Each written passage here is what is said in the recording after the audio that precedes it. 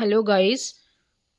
आज हम इस वीडियो में केस स्टडी से रिलेटेड क्वेश्चंस करेंगे और हमारा जो मेन सब्जेक्ट रहेगा वहाँ पे कंप्यूटर साइंस एस्पिरेंट्स के लिए ही ये वीडियो बेनिफिशियल है। बाकी अगर कोई भी इस वीडियो को देखे तो प्लीज़ अपना टाइम वेस्ट ना करें, छोड़ दें। ठीक है, तो यहाँ पे जो हमारी केस स्टडी है उसको पढ़ते हैं। अ न्यू स्मार्ट रेफ्रिजरेटर है, is connected to the internet.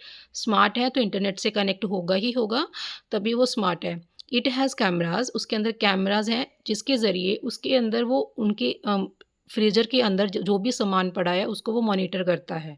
ठीक है, और क्यों मॉनिटर करेगा कि जब भी कोई आइटम लो होगी, जिसकी क्वांटिटी कम होगी, वो उसका नाम यूज़र के फ़ोन की शॉपिंग लिस्ट के अंदर डाल देगा। तब अब हमें यहाँ से क्या पता लग लग रहा है कि यूज़र का फ़ोन और रेफ्रिजरेटर आपस में क्या है, कनेक्टेड है। तभी रेफ्रिजरेटर जब भी कोई आइटम कम होती है तो वो यूज़र के फ़ोन के अंदर उसका नाम ऐड कर देता है। ठीक है, तो यूज़र ने उसको परमिशन दी हुई है तभी ऐसा हो रहा है। It also has a display that can show recipes based on ingredients it detects inside. इसके अंदर जो जो इंग्रेडिएंट्स हैं उसके बेसिस पे ये रेसिपीज़ को भी शो करता है, क्योंकि उसके अंदर मॉनिटर है, इंटरनेट भी है। तो इंटरनेट और मॉनिटर के ज़रिए हम इसके ऊपर कोई भी रेसिपी देख सकते हैं based on the ingredient available in it. तो अब हम क्वेश्चन सॉल्व करते हैं। जो रेफ्रिजरेटर है इसकी ability to monitor its contents is based on, ये पूछ रहे हैं कि रेफ्रिजरेटर अपने कंटेंट्स को मॉनिटर कर लेता है, उसको पता चल जाता है कि उसके पास कौन सी चीज़ की कमी होने वाली है, तो वो कौन सी टेक्निक को यूज़ करता है इसके लिए। फर्स्ट है कंप्यूटर विज़न, सेकंड है नेचुरल लैंग्वेज प्रोसेसिंग, थर्ड है डेटा कंप्रेशन एंड फोर्थ क्या है, ब्लॉकचेन। नेचुरल लैंग्वेज प्रोसेसिंग क्या होता है, जैसे फॉर एग्जांपल आप अपनी एलेक्सा को बोलते हो कि Alexa play this song, Alexa song play कर देती है। कैसे? उसने आपकी आवाज़ को सुना, उसको अंडरस्टैंड किया, इंटरप्रेटेट किया और उसके अकॉर्डिंग उसने एक्शन लिया, क्योंकि वो आपकी नेचुरल लैंग्वेज को समझ सकती है, उसको प्रोसेस कर सकती है। ठीक है, तो वो वहाँ पे क्या आ गया, नेचुरल लैंग्वेज प्रोसेसिंग का एग्जांपल आ गया, जहाँ पे हम यूज़र की लैंग्वेज को समझ सकते हैं। ठीक है, लेकिन अब फ्रिज के अंदर तो ऐसा कुछ नहीं है, किसी ने उसको बोल के नहीं बताया, उसने अपने कैमरे के ज़रिए कंटेंट्स को मॉनिटर किया। ठीक है, हमें इतना पता है बस। उसके बाद डेटा कंप्रेशन, डेटा कंप्रेशन का मतलब क्या है कि बहुत बड़ी फाइल है, हमने उसका साइज़ स्मॉल कर दिया, तो that is data compression. Blockchain क्या है?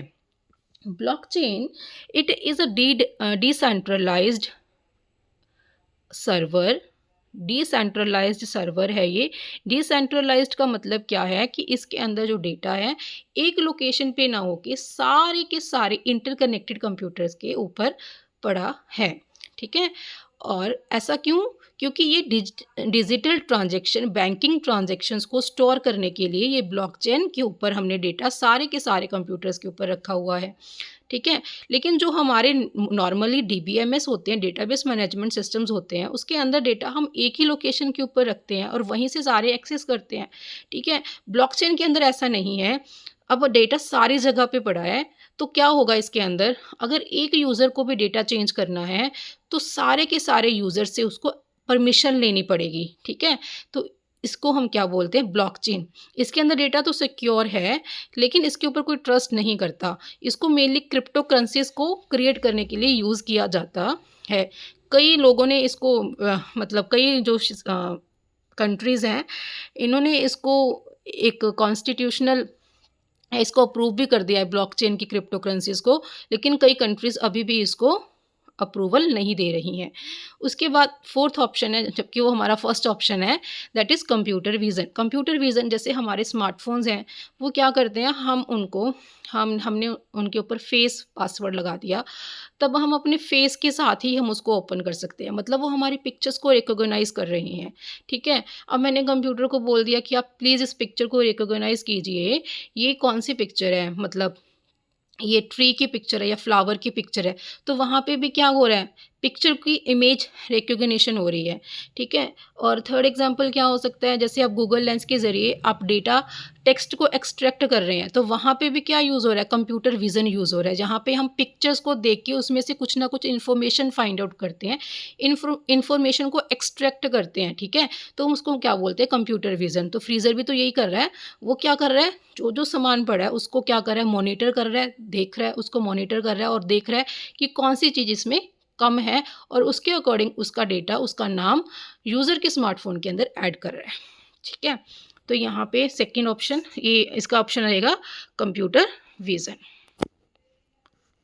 नेक्स्ट है the refrigerators connection to the user phone is a form of.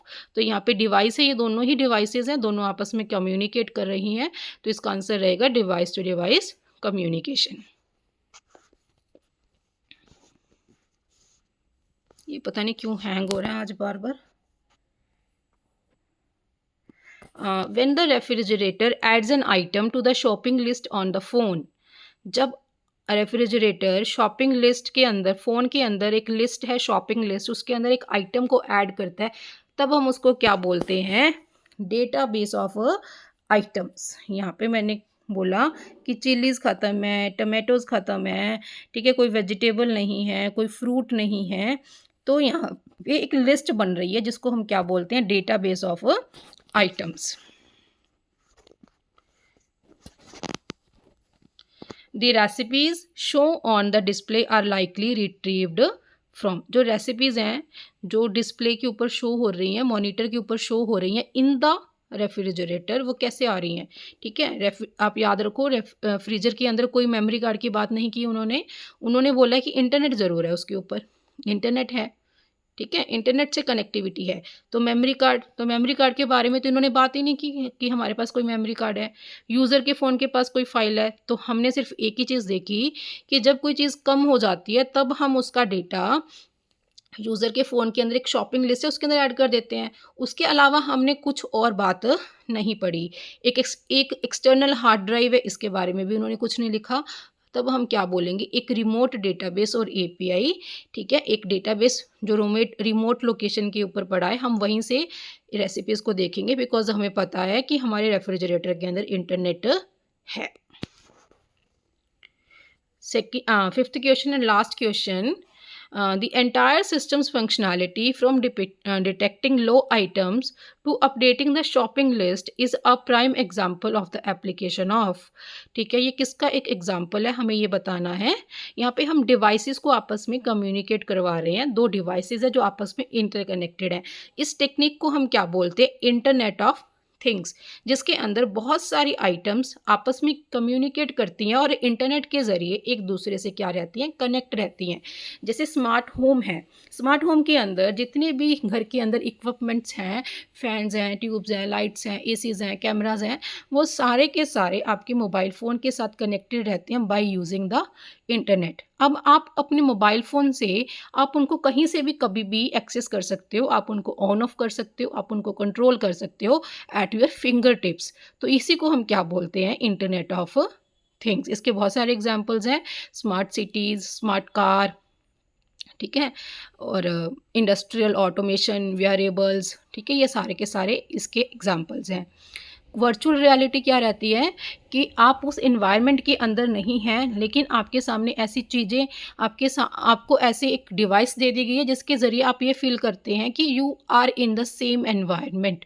तो ये वर्चुअल रियलिटी है, रियल में वैसा नहीं है, आपको जस्ट ऐसा फील हो रहा है। रोबोटिक्स क्या है, ये एक एआई का फील्ड है जिसके अंदर हम ये बात करते हैं कि हम रोबोट्स को कैसे बनाते हैं, कैसे कंस्ट्रक्ट करते हैं, और उसको कंस्ट्रक्ट करने के लिए हम क्या-क्या टेक्निक्स यूज़ करते हैं। जो लोग इस चीज़ के साथ डील करते हैं उनको हम रोबोटिक्स इंजीनियर्स बोलते हैं। वो मेनली एआई का ही एक फील्ड है जिसके अंदर जो मशीन है वो ह्यूमन बीइंग की तरह बिहेव करती है, ह्यूमन बीइंग की तरह ही चीज़ों को लर्न करती है, ठीक है। यहाँ पे मैंने एक टॉपिक छोड़ दिया, क्वांटम कंप्यूटिंग, जिसका आंसर आप मुझे कमेंट बॉक्स के अंदर बताएंगे। अगर आपको वीडियो अच्छी लगे तो प्लीज़ वो कमेंट बॉक्स के अंदर बताइए, और वीडियो को लाइक कीजिए, शेयर कीजिए, और मेरे चैनल को सब्सक्राइब कीजिए। Thank you.